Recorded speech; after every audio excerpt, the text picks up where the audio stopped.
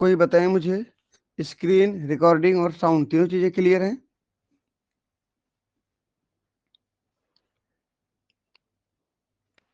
Yes sir. ठीक, okay.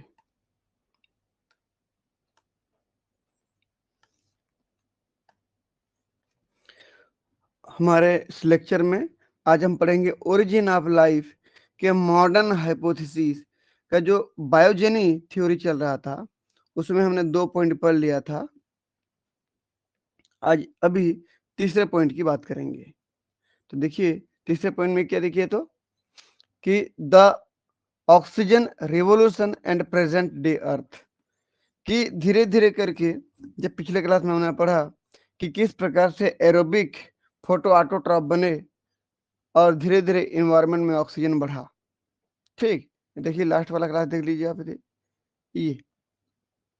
ये aerobic photo autotroph बन रहे थे और यही CO2 और वाटर का यूज करके फोटोसिंथेसिस कर रहे थे, सनलाइट को यूज करके, जिसमें कार्बोहाइड्रेट यानी कि ग्लूकोज बन रहा था और प्लस ऑक्सीजन रिलीज हो रहा था। इसी ऑक्सीजन को वो रीयूज करके इसी ग्लूकोज को ब्रेक डाउन करके एरोबिक रेस्पिरेशन करते हैं, जिससे ज्यादा से ज्यादा एनर्जी प्राप्त होता है। तो ये जब ऑक्सीजन की मात्रा बढ़ती जाएगी तो ऑक्सीजन अब एक्यूमुलेट होते जाएगा, जमा होते जाएगा इन्वायरमेंट में। तो कैसे होता है देखिए। तो सबसे पहले इनिशियल अर्थ में देखें तो ऑक्सीजन नहीं था, लेकिन अब धीरे धीरे ऑक्सीजन बनने लगा है, क्योंकि फोटोसिंथेसिस के दरमियान ऑक्सीजन प्रोड्यूस होने लगा है। तो देखिए अब स्टेप 3 क्या कहता है हमारा कि द ऑक्सीजन रिवोल्यूशन, ऑक्सीजन कैसे बना, एंड प्रेजेंट डे अर्थ, और प्रेजेंट डे का अर्थ कैसा है। तो यहाँ पर देखिए भाई, ये हमारा एरोबिक फोटो ऑटोट्रॉप था। ये एरोबिक फोटो ऑटोट्रॉप, ये क्या कर रहा था, ये CO2 और वाटर को यूज करके फोटोसिंथेसिस करके C6H12O6 बनाता था और प्लस ऑक्सीजन रिलीज होता था। अगर मॉलिक्यूल की बात करें तो कितना कितना था देख लीजिए, 6 molecule CO2, 6 molecule water, 1 molecule glucose बनता था और 6 मॉलिक्यूल ऑक्सीजन रिलीज हो जाता था। अगर हम बात करें इसकी तो ये 6 मॉलिक्यूल CO2, 6 मॉलिक्यूल वाटर और 6 मॉलिक्यूल ऑक्सीजन निकलता था। थोड़ा सा हो जाए, प्लस 6 मॉलिक्यूल ऑक्सीजन निकलता था। ठीक, तो ये जो ऑक्सीजन धीरे धीरे धीरे धीरे इन्वायरमेंट में जा रहा है ना, यही ऑक्सीजन है जिसकी हम बात कर रहे हैं। ये समझ लीजिए। ये तो धीरे धीरे इन्वायरमेंट में कौन बढ़ते जा रहा है, ऑक्सीजन। इसी ऑक्सीजन का पुनः यूज करके और रेस्पिरेशन भी करता था। ठीक है, और रेस्पिरेशन भी करता है। इसी ऑक्सीजन का यूज करके वो इस कार्बोहाइड्रेट को ब्रेक करके क्या कर रहा है, रेस्पिरेशन भी कर रहा है। ठीक है, तो हम बोल रहे हैं अब इन्वायरमेंट में धीरे धीरे धीरे धीरे किसकी मात्रा बढ़ रही है, क्योंकि अब एरोबिक फोटो ऑटोट्रोप की संख्या जैसे जैसे बढ़ रही है वो वाटर को रिलीज कर रहे हैं, क्योंकि ये सब पानी में है, समुद्र में है। तो पहले समुद्र में ऑक्सीजन की मात्रा बढ़ेगी, धीरे धीरे धीरे धीरे इन्वायरमेंट में इनकी मात्रा बढ़ेगी। तो यहाँ पर देख लेते हैं, ये देखिए ये सब के सब फोटो ऑटोट्रॉफ है, एरोबिक फोटो ऑटोट्रॉफ। और इन सब से क्या निकल रहा है, फोटोसिंथेसिस होने के बाद इन सब से क्या निकल रहा है, ऑक्सीजन निकल रहा है। देख लीजिए ये सब ऑक्सीजन निकाल रहे हैं। तो सोचिए इतने सारे हैं एरोबिक फोटो ऑटोट्रॉफ, तो ढेर सारा फोटोसिंथेसिस करेंगी, और जितने बार फोटोसिंथेसिस करेंगे उतने बार 6 मॉलिक्यूल ऑक्सीजन बाहर निकलेगा, तो सबसे पहले तो समुद्र में जाएगा, समुद्र में पूरा ऑक्सीजन भर जाएगा। उसके बाद धीरे धीरे वो जाना शुरू करेगा कहाँ पे, इन्वायरमेंट में, एटमॉस्फेयर में, बाहर एयर में जाके मिलना शुरू हो जाएगा। तो अब यही ऑक्सीजन देखिए धीरे धीरे इन्वायरमेंट में जा रहा है। ये कुल मिला के अगर मैं ये बोलूं कि इन्वायरमेंटल ऑक्सीजन बढ़ते जा रहा है, ठीक। और ऑलरेडी आपको याद होगा, इन द प्रिमिटिव अर्थ, शुरू में मेथेन और अमोनिया तो अर्थ पे थे, पृथ्वी पे थे, ठीक। कौन कौन थे शुरू में, मेथेन और अमोनिया।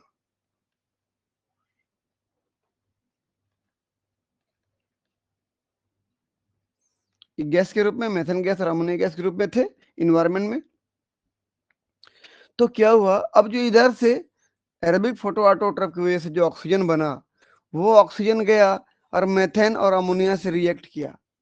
ये ऑक्सीजन रिएक्ट किया, देखिए यहां भी रिएक्ट करेगा ये, और इस मेथेन से जब ऑक्सीजन रिएक्ट करेगा तो यहां बन जाता है CO2,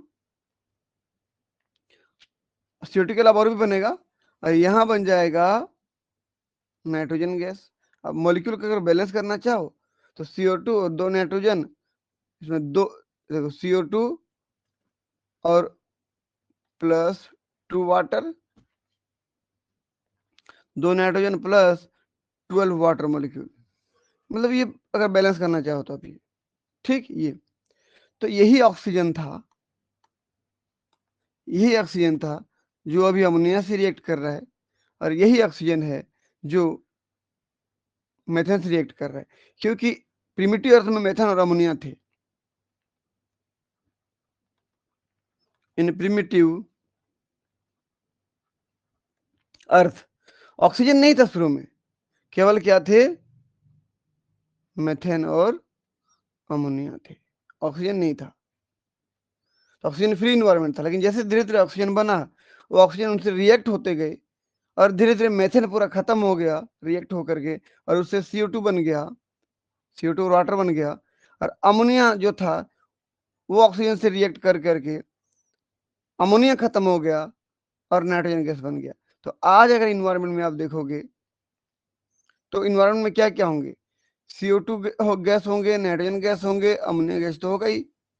देख लीजिए परसेंटेज कितने कितना, अगर आपको याद होगा तो इन्वायरमेंट में अभी नाइट्रोजन सबसे ज्यादा है 78%। चलिए मैं दिखा रहा हूँ, देखिए ये नाइट्रोजन यानी कि N2, ये N2 78% है, जबकि ऑक्सीजन जो निकल रहा है ये भी इन्वायरमेंट में जा रहा है, अरेबिक फोटो ऑटोट्रॉप की वजह से जो निकल रहा है, उनकी परसेंट कितनी है, 21% ऑक्सीजन की। और कार्बन डाइऑक्साइड जो ये बन रहा है, देखिए तो ये बन रहा है, ये 0.04%, ये CO2 का परसेंट हो गया। और अदर जो गैसेस हैं वो 0.96 है, रेयर, ये अदर रेयर गैसेस हैं। तो ये अभी फिलहाल के वर्तमान समय के एटमॉस्फेयर में गैसेस का परसेंटेज है। नाइट्रोजन गैस 78%, ऑक्सीजन गैस 21%, और कार्बन डाइऑक्साइड 0.04%, और अदर गैस 0.96, जो बच गए उतना। तो कहने का मतलब ये है कि शुरू में ऑक्सीजन नहीं था, और जब धीरे धीरे ऑक्सीजन आना शुरू हुआ तो उस समय ये नए प्रकार के गैस का कॉम्बिनेशन बना।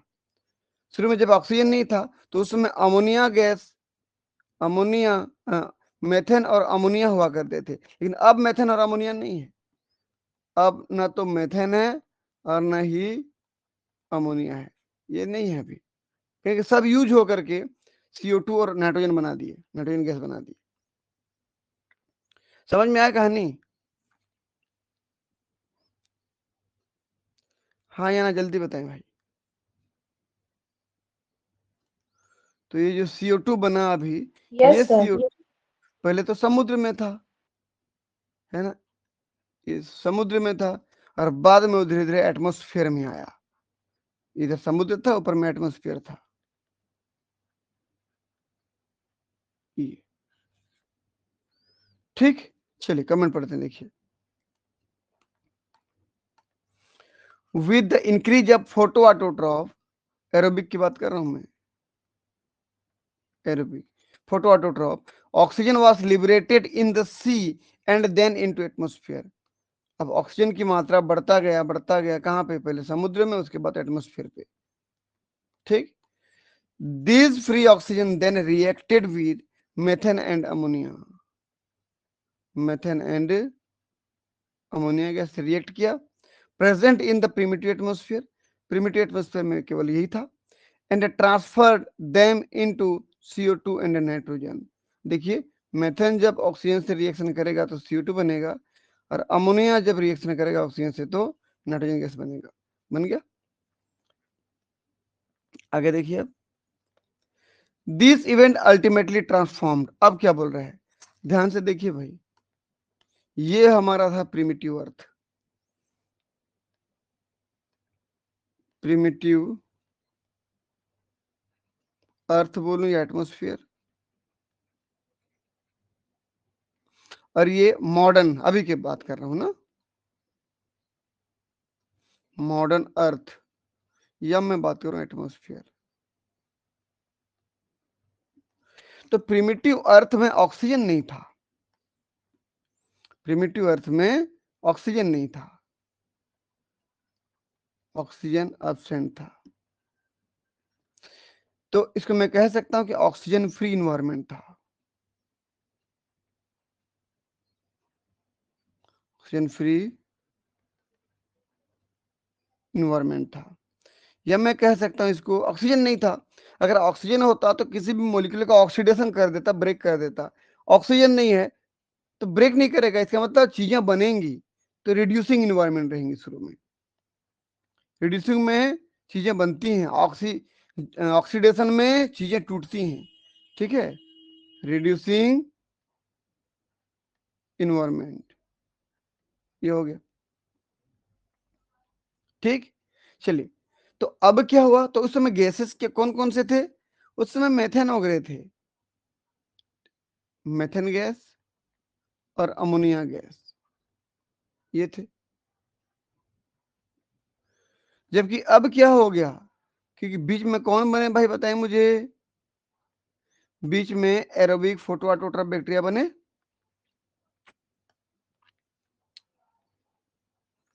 एरोबिक फोटो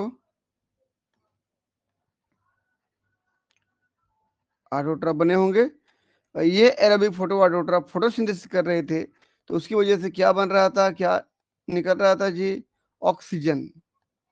अब ये जो ऑक्सीजन इवॉल्व हो रहा था, ये ऑक्सीजन जो इवॉल्व हो रहा था, इस ऑक्सीजन की वजह से अब इन्वायरमेंट में ऑक्सीजन आ गया, तो O2 प्रेजेंट, इसका मतलब अब ऑक्सीजनेटेड इन्वायरमेंट हो गया, ऑक्सीजनेटेड इन्वायरमेंट, या मैं कहूं इसको, क्योंकि ऑक्सीजन बना तो ऑक्सीडाइजिंग इन्वायरमेंट।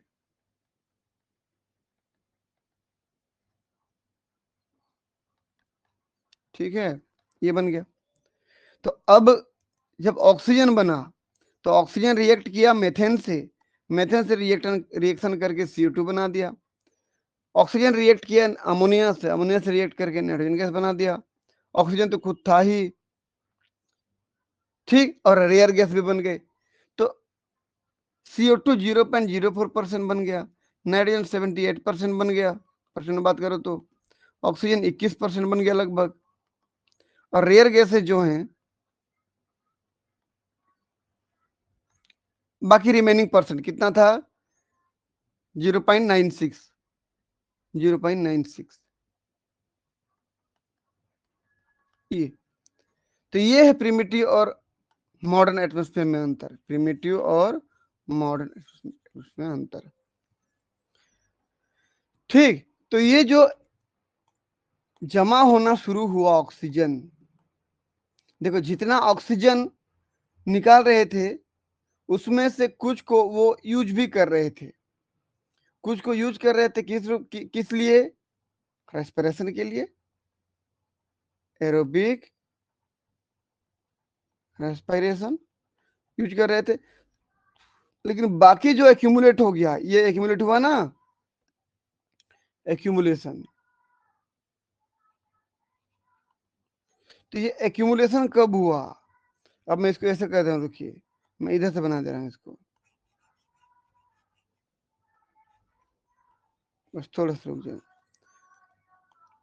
जो ऑक्सीजन निकला था, रिलीज किए थे, उसमें से कुछ ऑक्सीजन को उन्होंने यूज किया रेस्पिरेशन में, और जब बच गया उसको उन्होंने क्या किया, एक्यूमुलेट किया इन्वायरमेंट में। तो एक्यूमुलेशन कब हुआ? तो लगभग आज से 2 बिलियन ईयर साल पहले। ठीक, 2 बिलियन ईयर एगो, आज से लगभग 2 बिलियन साल पहले ऑक्सीजन का क्या हुआ, एक्यूमुलेशन हुआ एटमॉस्फेयर में। और जब ऑक्सीजन का एक्यूमुलेशन हुआ ना, तो उस समय फर्स्ट यूकैरियोटिक सेल का डेवलपमेंट हुआ इस ऑक्सीजन की वजह से, एक्यूमुलेटेड ऑक्सीजन की वजह से। अब कौन डेवलप हुआ? फर्स्ट एक कोशिका वाला यूकैरियोटिक सेल, यानी कि प्रोटोजोआ, जो अमीबा पैरामीशियम की बात करते हो ना, तो यहाँ पर लिख दूं मैं, first one sailed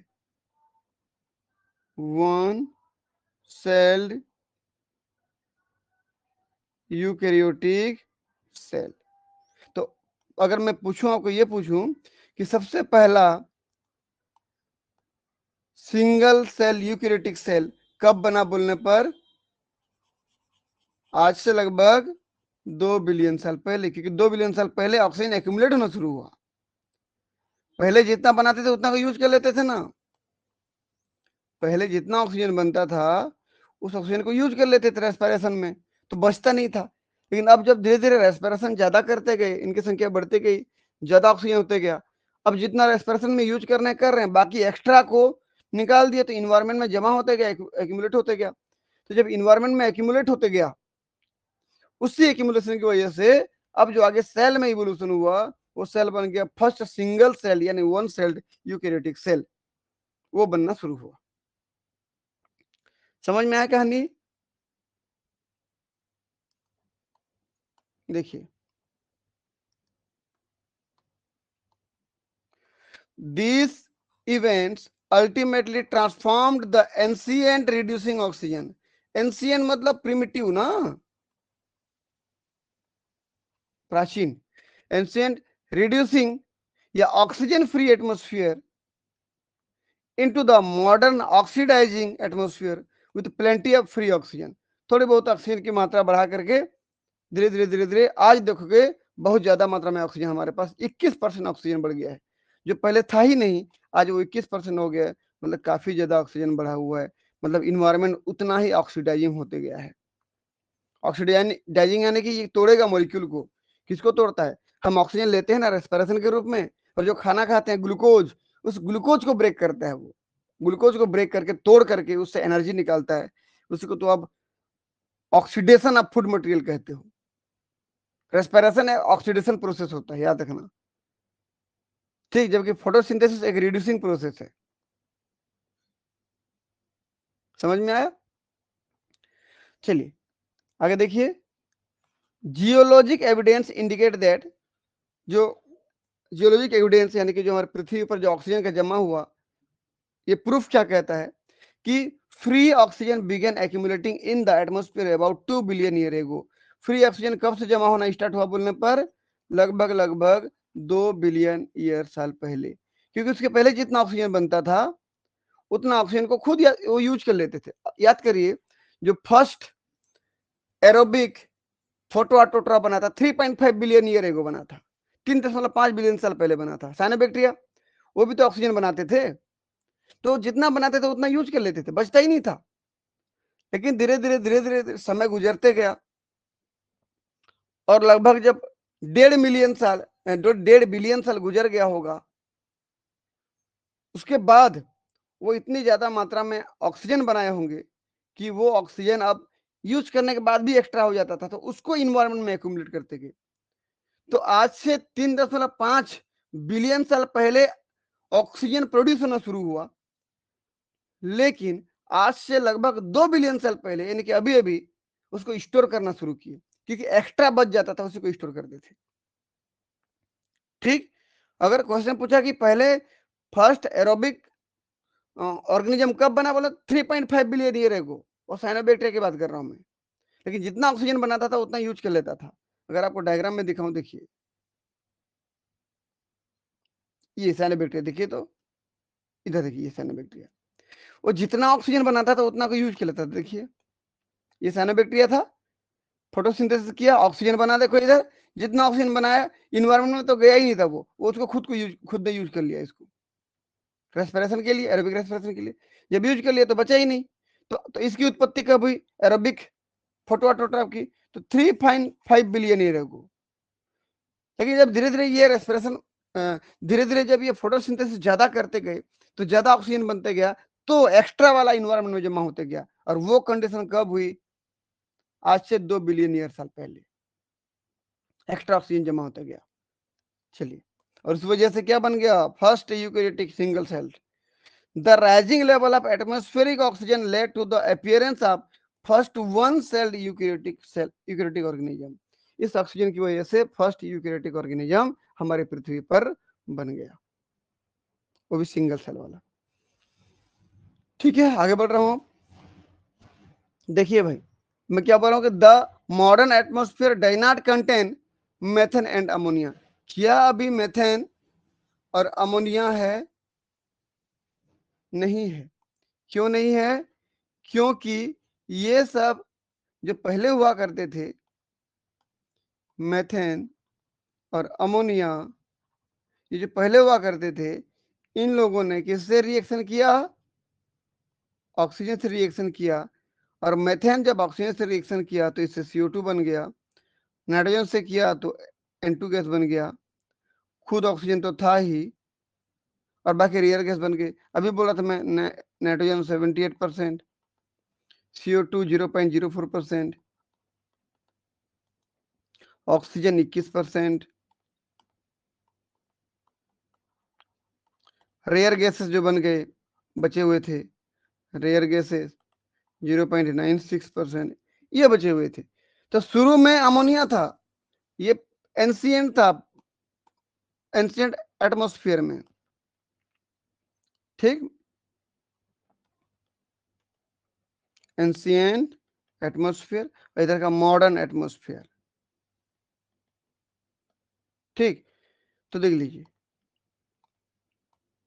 the modern atmosphere does not contain methane and ammonia. Methane और अमोनिया इसके पास नहीं है, but is mainly formed of water vapour. यहां पर वाटर तो है ना, अभी वाटर तो है। ये कार्बन डाइऑक्साइड, देखिए वाटर बोल रहा है, CO2 बोल रहा है, मोलिकुलर नाइट्रोजन बोल रहा है, N2 गैस, हाइड्रोजन बोल रहा है, हाइड्रोजन गैस भी है कुछ मात्रा में, रेयर में। फिर अगला free molecular oxygen O2 gas, ये सब है। अभी मेथन और अमोनिया गैस नहीं है। Free oxygen finally lead to evolution of aerobic mode of respiration. जब ऑक्सीजन जमा होते जाएगा, ऑक्सीजन के पहले केवल एनएरोबिक रेस्पिरेशन हुआ करता था। यहाँ पर जो एंशिएंट अर्थ एटमॉस्फेयर जो था, वहां पर जो ऑर्गेनिज्म थे, वहां पर एनएरोबिक रेस्पिरेशन था।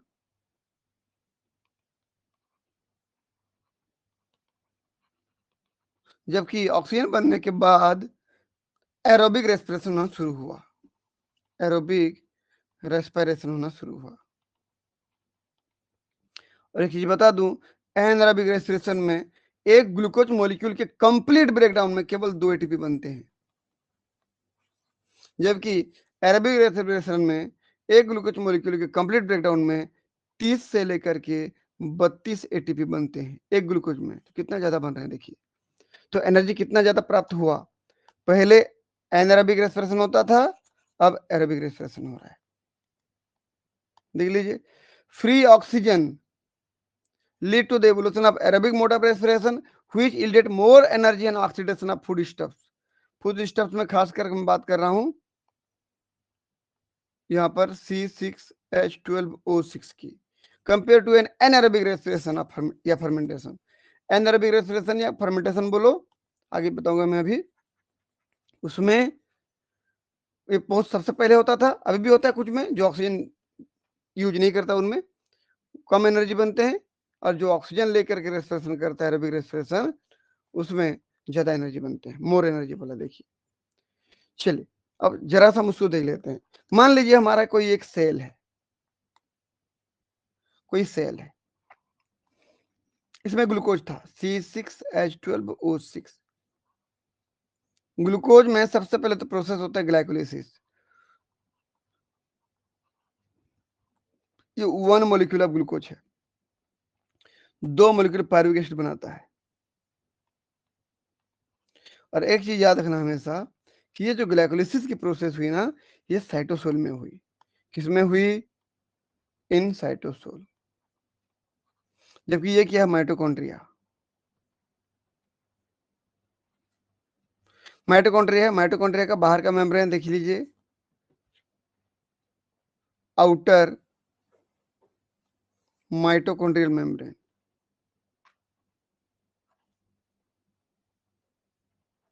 जबकि अंदर वाला inner mitochondrial membrane, inner mitochondrial membrane. और बीच में जो स्पेस होता है इंटर मेम्ब्रेनस स्पेस कहलाता है, इंटर मेम्ब्रेनस स्पेस कहलाता है। और अंदर की मेम्ब्रेन जो होती है ना, बाहर की मेम्ब्रेन से बड़ी होती है, इसलिए अंदर की मेम्ब्रेन ऐसे मुड़ गई रहती है अंदर की तरफ। जब मुड़ गई रहती है, उस फोल्ड जो बन जाती है, उस फोल्ड को आप क्रिस्टी कहते हो। अगर कभी पढ़े होंगे आप लोग तो, अंदर की फोल्ड क्या कराती है? ये क्रिस्टी कहलाती है, ऐसे ये।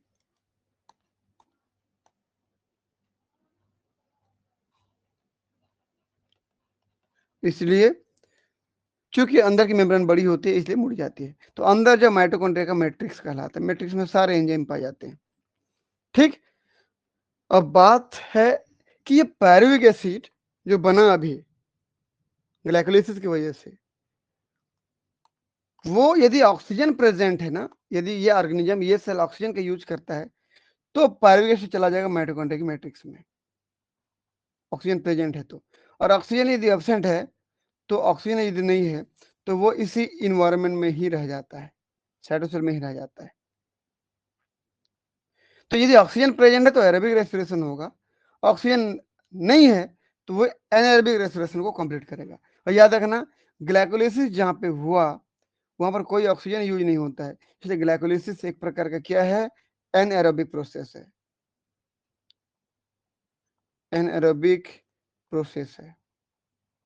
ग्लाइकोलिसिस प्रोसेस कैसी होती है बोलने पर? एनएरोबिक, क्योंकि कोई ऑक्सीजन यूज नहीं होता है। हाँ, इसके बाद यदि मैं बोलूं पायरुवेट एसिड माइटोकॉन्ड्रिया के अंदर जाता है, तो मैं बोलूंगा इसको एरोबिक रेस्पिरेशन होने के लिए जा रहा है, एरोबिक रेस्पिरेशन होने के लिए जा रहा है। और यदि मैं बोला ऑक्सीजन नहीं है, तो इधर हो जाएगा फर्मेंटेशन, फर्मेंटेशन होगा। ठीक। और फर्मेंटेशन होगा तो पूरे इस प्रोसेस को मैं बोलूंगा एनएरोबिक रेस्पिरेशन, और इस प्रोसेस को बोलूंगा एरोबिक रेस्पिरेशन। समझ में आया कुछ? इसका मतलब इधर, इधर जो हुआ यहां से यहां तक, ये एनएरोबिक रेस्पिरेशन हुआ पूरा मिला के ना, ये पूरा मिला के एनएरोबिक रेस्पिरेशन। ऐसे इधर अगर हुआ तो एरोबिक रेस्पिरेशन। ठीक। समझ में आया कि नहीं जी? देखिए, ये ग्लूकोज से पायरुविक एसिड बनता है, 1 मॉलिक्यूल ग्लूकोज से 2 मॉलिक्यूल क्या बनेगा? Pyruvic acid. प्रोसेस का नाम क्या है? ग्लाइकोलिसिस। ग्लाइकोलिसिस, ग्लाइकोलिसिस अपने आप में खुद में क्या है? एनएरोबिक प्रोसेस,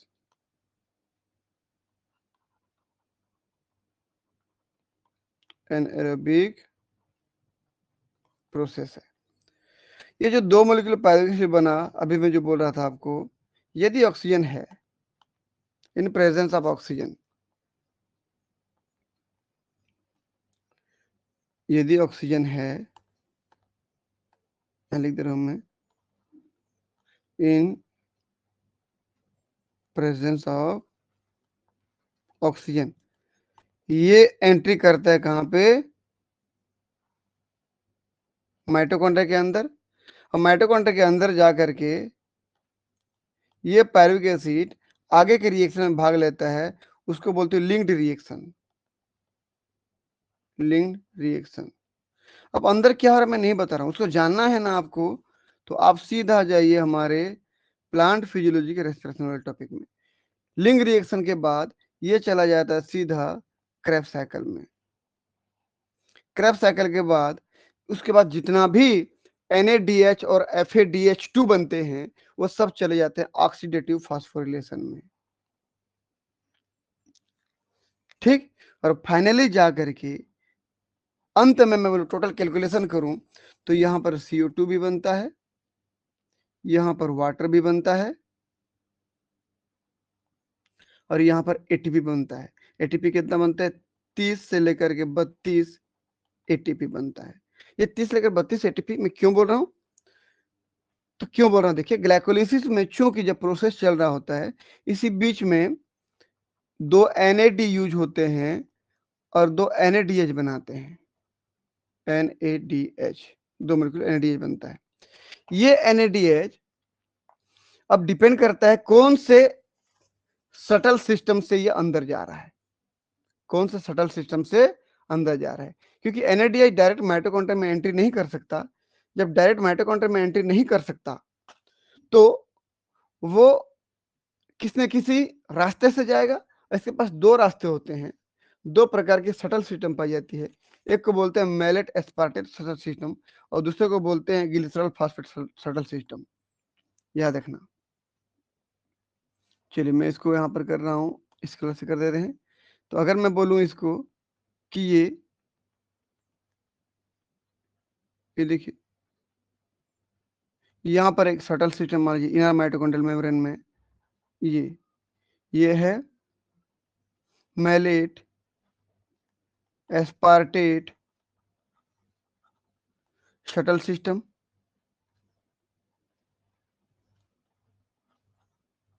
अगर इस रास्ते से आता है, इस रास्ते से आता है ये NADH, 2 मोलिक्यूल NADH, तो आगे जाके माइटोकॉन्ड्रियल NADH में कन्वर्ट होता है ये। तो मैं अभी उसकी बात नहीं कर रहा हूँ, अभी मैं जो रिजल्ट है उसकी बात कर रहा हूँ। 2 मोलिक्यूल NADH जब आया तो ये 2 मोलिक्यूल NADH जब इलेक्ट्रॉन ट्रांसपोर्ट चेन में जाएगा ना, तो एक NADH से 2.5 ATP बनता है। जब एक NADH के ब्रेकडाउन होता है इलेक्ट्रॉन ट्रांसपोर्ट चेन में जब जाता है तो 2.5 ATP बनता है, तो 2 NADH से कितना बन जाएगा, 5, 2.5 ATP plus 2.5 ATP equal to 5 ATP, 5 ATP बन गया 2 मोलिक्यूल से। ये कैलकुलेशन है बस थोड़ा सा, ये बन गया। अगर मैं बोलता कि ये 2 मोलिक्यूल NADH जो साइटोसोल में है, अभी किधर था ये साइटोसोल था ना, और ये mitochondrial matrix,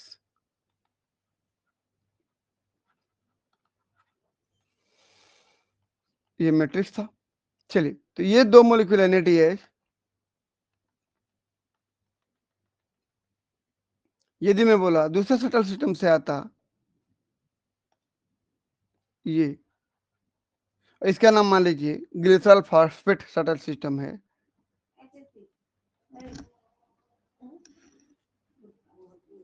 glycerol phosphate subtle system है, ठीक। तो इस रास्ते से यदि आता तो ये जो 2 मोलिक्यूल NADH आया था ना, वो आगे जाके माइटोकॉन्ड्रिया 2 मोलिक्यूल FADH2 में बदल जाता, 2 मोलिक्यूल FADH2 में बदल जाता। कैसे होता है उसको जानने के लिए आप पूरा उसको पढ़िए, है ना। 2 मोलिक्यूल FADH2 में बदल जाता, और 2 मोलिक्यूल FADH2 जो होता है ना, ये एक मोलिक्यूल FADH2 जब इलेक्ट्रॉन ट्रांसपोर्ट चेन में जाता है, ब्रेकडाउन होता है इसका, तो 1.5 एटीपी बनाता है। तो यहाँ पर क्या हो जाएगा 1.5 एटीपी प्लस 1.5 एटीपी, दो मॉलिक्यूल था तो 2 बार बनेगा ऐसे। तो इसका मतलब क्या हो जाएगा, ये 1.5 3 एटीपी। ये कहने का मतलब ये जो साइटोसोलिक 2 मॉलिक्यूल एनएडीएच है ना, ये माइटोकॉन्ड्रिया में जाकर के या तो 5 एटीपी बनाता दोनों मिला के, या तो 3 एटीपी बनाता। तो कितने का फर्क पड़ रहा है, 3 और 5 के बीच में 2 का फर्क पड़ रहा है कि नहीं। तो वही 2 का डिफरेंस आता है कुल एटीपी बनने में। इस आखिरी में देखिए, आप आखिरी को देखिए तो या तो 30 एटीपी बनता है या तो 32 बोल रहा हूं। तो 2 का फर्क आया ना, वो 2 का फर्क इधर है। या 3 बनता तो टोटल कुल मिला के 30 एटीपी बनता फाइनली। अगर यहाँ पर 5 बनता तो कुल मिला के 32 बन जाता। मैं जो कैलकुलेशन कर रहा हूं, कैसे कैलकुलेशन कर रहा हूं बोलने पर, कि एक मॉलिक्यूल NADH के जब ब्रेकडाउन होता है, ऑक्सीडेशन होता है, इसका इलेक्ट्रॉन ट्रांसपोर्ट चेन में जब जाता है तो 2.5 एटीपी बनता है। और जब एक मॉलिक्यूल FADH2 का ऑक्सीडेशन होता है तो उससे 1.5 एटीपी बनता है। मैं इस कैलकुलेशन से कर रहा हूं, और जो स्टैंडर्ड बुक होगा, इंटरनेशनल बुक होगा, उसमें यही दिया होगा। और यदि आप कोई लोकल बुक पढ़ रहे हैं तो एक मॉलिक्यूल NADH से 3 एटीपी बनेगा, उसमें ऐसे दिया है। और एक मॉलिक्यूल FADH2 से 2 एटीपी बनेगा। इस हिसाब से चीजें बदल जाएंगी और फाइनली उसके हिसाब से 36 से 38 एटीपी इस टाइप से कुछ वहां पर बनती हैं। समझ रहे हो ना। तो वो कैलकुलेशन बहुत पुराना है, आप इस नए कैलकुलेशन को याद रखेंगे। तो ये बन गया। तो ऑक्सीजन की प्रेजेंस में ये प्रोसेस चल रहा है। अगर मैं बोला ऑक्सीजन नहीं है तो in absence of oxygen, in absence of oxygen, देख लीजिए, यानी कि नो ऑक्सीजन। जब ऑक्सीजन नहीं है तो 2 चीजें चलेंगी। क्या होगा देखिए ध्यान से, कि ये जो NADH ग्लाइकोलाइसिस में बना था ना, वही NADH ही यहां पर यूज होगा, ये ही यूज होगा, और वहां से 2 मॉलिक्यूल NAD बना लेगा। उसी को बार बार यूज किया जाता है, 2 मॉलिक्यूल NAD बना लेगा, और यही NAD पुनः रिसाइकल हो जाएगा ग्लाइकोलाइसिस के लिए। ये तो ये प्रोसेस कहलाता है फर्मेंटेशन। तो फर्मेंटेशन क्या समझ में आया, कि यदि ग्लाइकोलाइसिस से बने हुए NADH को यूज करके पायरुविक एसिड को बदलते हो आप, या तो लैक्टिक एसिड में या तो एथेनॉल में, तो वो प्रोसेस क्या कहलाती है, फर्मेंटेशन। और उसी NAD को पुनः रीयूज करते हो, ये रीयूज होता है। और यदि ये प्रोसेस एनिमल में चल रहा है तो लैक्टिक एसिड बनेगा, पायरुविक एसिड से क्या बन जाएगा, लैक्टिक एसिड। और यानी कि लैक्टिक एसिड मतलब कैसे, फार्मूला क्या होगा लैक्टिक एसिड का, देख लीजिए। अच्छा, लैक्टिक एसिड का फार्मूला जानते हो आप लोग, नहीं जानते कोई बात नहीं, देख लीजिए। CH3 CHOH। मैं थोड़ा सा इसको ना ऐसे लिख देता हूँ, CH3 CHOH और COOH, ये बनेगा। और प्लस याद रखना कि ग्लाइकोलाइसिस के दरमियान 2 एटीपी हमको फायदा हुए रहता है। कितना एटीपी, 2 एटीपी, 2 एटीपी, केवल वही 2 एटीपी का ही फायदा मिलता है आपको यहाँ पर। केवल इस 2 एटीपी का ही फायदा मिलता है हमको, कहां पर, इस एनएरोबिक रेस्पिरेशन में, यानी कि फर्मेंटेशन के आखिरी में। तो केवल वही 2 एटीपी हमको मिलता है। ये 2 एटीपी यहाँ नहीं बने, वो ग्लाइकोलाइसिस में बना हुआ वही 2 एटीपी है। फाइनली यही 2 एटीपी हमको मिलता है। तो एनिमल में होता है तो फाइनली लैक्टिक एसिड बनता है। और यदि ईस्ट में या प्लांट में होता है ये प्रोसेस, फर्मेंटेशन की प्रोसेस, तो वहां पर एथेनॉल बनता है। एथेनॉल यानी कि C2H5OH प्लस CO2 बनता है, और प्लस वही 2 एटीपी जो ग्लाइकोलाइसिस में बना था, वही 2 एटीपी का फायदा होता है। ये कुल मिला के 2 एटीपी शुरू से लेकर आखिरी तक। ठीक। और यदि एरोबिक रेस्पिरेशन हुआ था, ये वाला एरोबिक रेस्पिरेशन हुआ था, तो फाइनली 30 से 32 एटीपी, ये सब मिला करके ना, ग्लाइकोलाइसिस को अगर मिला मिली करके सब फाइनली 30 से 32 एटीपी बनता है। तो बताइए बताइए, इधर का पूरा एनारोबिक रेस्पिरेशन था, इधर का पूरा ये पूरा क्या था, एनारोबिक रेस्पिरेशन।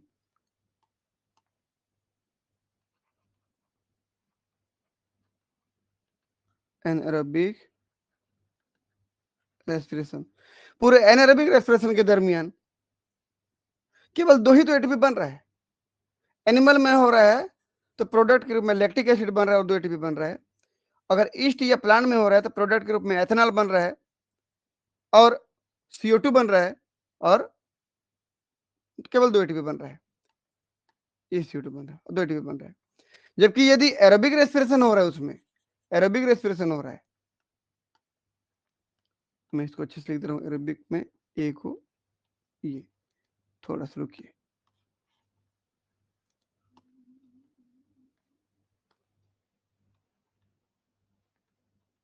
एरोबिक रेस्पिरेशन हो रहा है बोलो मैं ये, तो वहां पर बताइए मुझे कितना एटीपी का फायदा हो रहा है, 30 से 32 एटीपी का, प्लस CO2 और वाटर निकल रहा है।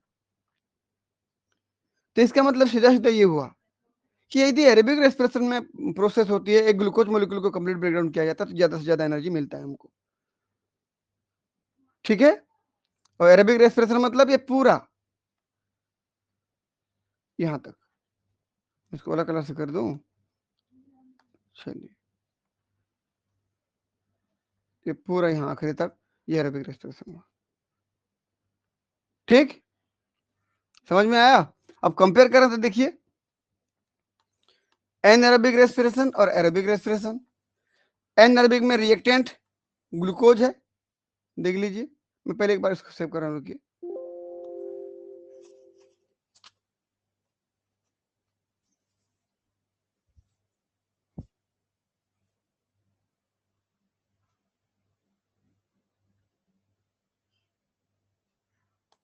देखिए, एनएरोबिक में रिएक्टेंट क्या है, ग्लूकोज है केवल, और बीच में कोई पार्टिसिपेट नहीं कर रहा है। जबकि एरोबिक में ग्लूकोज के साथ साथ ये ऑक्सीजन भी है, तभी तो एरोबिक बोले उसको आप, तभी तो एरोबिक बोले ना ये, देख लीजिए। तो रिएक्टेंट में एनारोबिक में केवल ग्लूकोज है, यहाँ पर ग्लूकोज एंड ऑक्सीजन है। कंब्यूशन इनकम्प्लीट एंड कंप्लीट। कंब्यूशन मतलब जो ब्रेकडाउन हो रहा है, ग्लूकोज का ब्रेकडाउन एनारोबिक में पूरी तरीके से नहीं हो पाता है, जबकि एरोबिक में पूरी तरीके से हो जाता है, और CO2 वाटर और एटीपी बन जाता है। जबकि यहाँ पर या तो लैक्टिक एसिड के रूप में बच जाता है या एथेनॉल के रूप में बच जाता है, पूरा नहीं होता है। तो एनारोबिक रेस्पिरेशन में कंब्यूशन जो होता है कंप्लीट नहीं हो पाता है। कंब्यूशन यानी कि ब्रेकडाउन, दहन जिसको बोलते हो आप, वो कंप्लीटली नहीं हो पाता है, तो इनकम्प्लीट रहता है। एरोबिक में कंप्लीट हो जाता है। एनर्जी यील्ड बोल रहा है, तो एनारोबिक में केवल 2 एटीपी बनता है, जो ग्लाइकोलाइसिस से बना रहता है, उसी बस वही फायदा होता है। जबकि एरोबिक में 30 से 32 एटीपी बनता है। ठीक। और बाकी में पढ़ोगे तो मैक्सिमम 38 मिलेगा, और 3 के हिसाब से कैलकुलेशन करोगे, NADH के 3 के हिसाब से और FADH2 के 2 के हिसाब से कैलकुलेट करोगे तो ये 36 से 38 बन जाएगा। उसकी बात नहीं कर रहा हूं मैं। ठीक है, चलिए अगला देखिए, प्रोडक्ट में बोलूं तो एनिमल में लैक्टिक एसिड बनता है केवल, और ईस्ट और प्लांट में, ईस्ट एंड प्लांट में एथेनॉल और CO2 बनता है, देख लीजिए। लैक्टिक एसिड एनिमल में केवल लैक्टिक एसिड बनता है, और एथेनॉल में सॉरी, ईस्ट और प्लांट में एथेनॉल और CO2 बनता है। जबकि इसमें CO2 वाटर और 30 से 32 एटीपी बनता है। ये बन गया। लोकेशन की बात करो, एनएरोबिक रेस्पिरेशन पूरा साइटोप्लाज्म में हो रहा है, देखिए ये पूरा साइटोप्लाज्म है, साइटोसोल लिखे देखो यहाँ ऊपर में ये, जबकि ये माइटोकॉन्ड्रियल मैट्रिक्स में, आधा साइटोसोल में हुआ, देखो ग्लाइकोलाइसिस का प्रोसेस साइटोसोल में हुआ, लिंक रिएक्शन और क्रेब्स साइकिल ऑक्सीडेशन, ये सब माइटोकॉन्ड्रियल मैट्रिक्स में हुआ, देख लीजिए। साइटोप्लाज्म में भी हुआ, माइटोकॉन्ड्रिया में भी हुआ। स्टेजेस क्या क्या बोलने पर, देखिए एनएरोबिक रेस्पिरेशन की 2 स्टेजेस हैं। पहला क्या, पहला है ग्लाइकोलाइसिस, पहला ग्लाइकोलिसिस, ये देखिए, और दूसरा फर्मेंटेशन। दो ही तो प्रोसेस है। जबकि एरोबिक में क्या था, ग्लाइकोलिसिस भी है, लिंक रिएक्शन भी है, क्रेब्स साइकिल भी है, और फिर इलेक्ट्रॉन ट्रांसपोर्ट चेन भी है लास्ट में। ऑक्सीडेटिव फास्फोरिलेशन मतलब इलेक्ट्रॉन ट्रांसपोर्ट चेन में जाएगा। तो एक एक करके देखते हैं।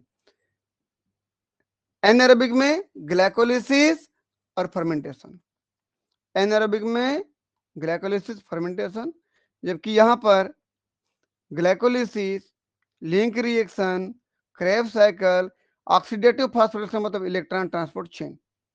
ये देखिए, glycolysis, link reaction, Krebs cycle और इलेक्ट्रॉन ट्रांसपोर्ट चेन।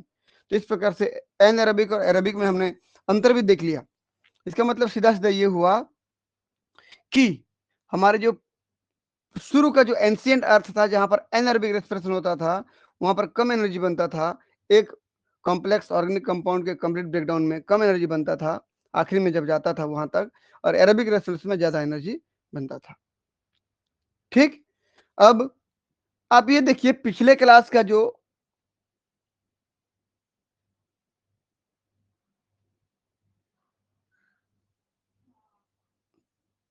ठीक है, ये हमने क्या किया, पिछले क्लास में पढ़ा था एनारोबिक फोटो ऑटोट्रॉप, अभी पहले हमने एरोबिक फोटो ऑटोट्रॉप।